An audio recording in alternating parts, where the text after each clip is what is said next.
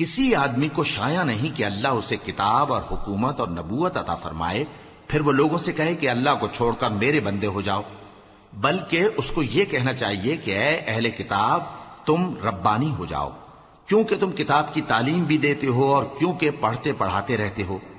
اور اس کو یہ بھی نہیں کہنا چاہیے کہ تم فرشتوں اور پیغمبروں کو معبود بنا لو۔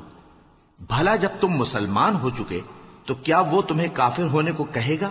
اور جب اللہ نے پیغمبروں سے عہد لیا کہ جب میں تم کو کتاب اور دانائی عطا کروں پھر تمہارے پاس کوئی پیغمبر آئے جو تمہاری کتاب کی تصدیق کرے تو تمہیں ضرور اس پر ایمان لانا ہوگا اور ضرور اس کی مدد کرنی ہوگی۔ اور عہد لینے کے بعد پوچھا کہ بھلا تم نے اقرار کیا اور اس اقرار پر میرا ذمہ لیا، یعنی مجھے ضامن ٹھہرایا؟ انہوں نے کہا ہاں ہم نے اقرار کیا۔ فرمایا کہ تم اس عہد و پیمان کے گواہ رہو اور میں بھی تمہارے ساتھ گواہ ہوں۔